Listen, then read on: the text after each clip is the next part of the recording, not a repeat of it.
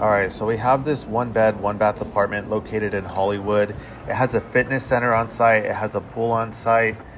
The price of this is $20.95, but if we work exclusively together, then I can get the price lower to $19.95 for you. It's in a prime Hollywood location. It's by the Hollywood Bowl, it's by the Palladium, it's about 15 minutes away from the observatory, the Griffith Observatory.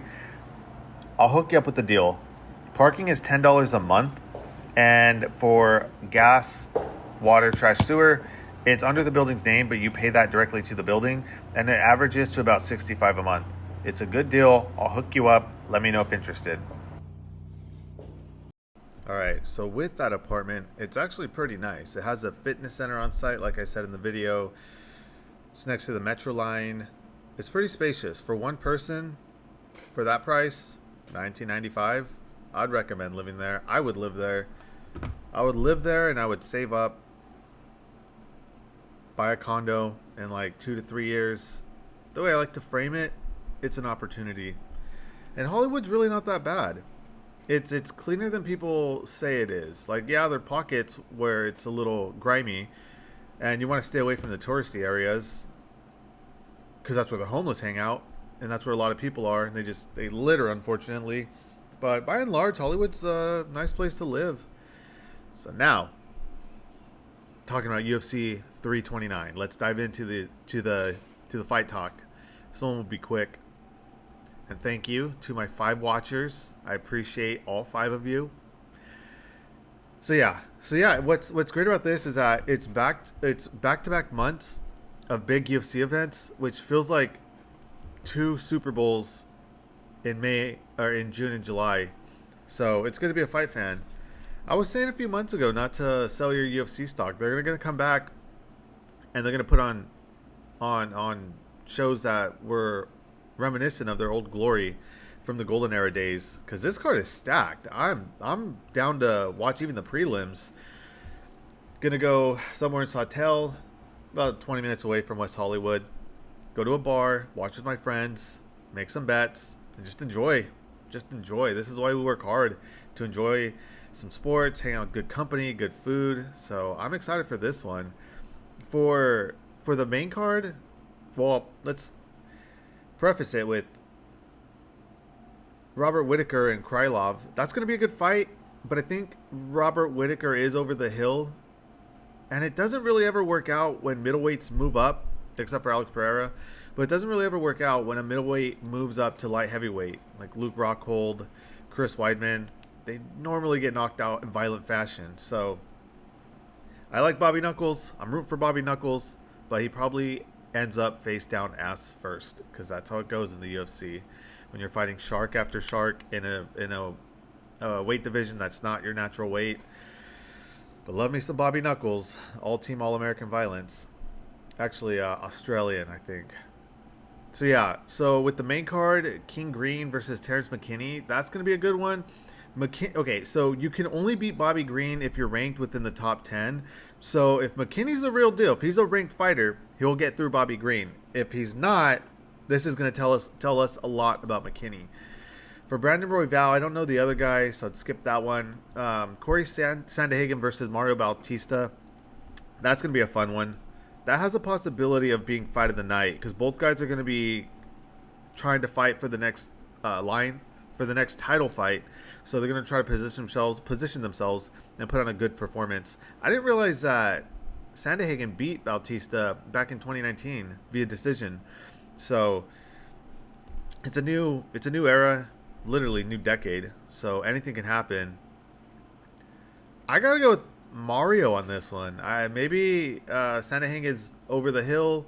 I think Bautista might be a little bit younger, maybe like 2 or 3 years. So I don't remember when Sandhagen last fought for the title, but normally when you do, there's a come down effect, and your next fight you come out flat.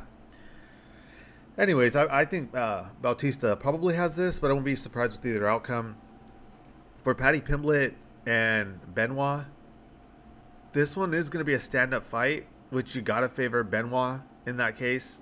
I don't think Paddy has... He does have submissions, but I don't think his wrestling will be able to take down Benoit. So this will be an interesting fight. This is like a coin flip. Obviously, we all want Paddy the Baddy to win, but I won't be surprised either Benoit wins. Benoit also seems like a good dude. So it's a stat card, top to bottom. Looking forward to this. It's gonna be fun. With the main event with Conor and Max, a lot of people are counting out Conor, and he should rightfully be the underdog. But Conor hasn't fought in 5 years. He's rested his leg. I would imagine that's going to get rid of a lot of the PTSD, that he's not going to be afraid to throw any leg kicks. And he's mentally tough. I wouldn't be surprised if he throws a leg kick just to prove to everybody, I can still throw leg kicks and I'm not afraid.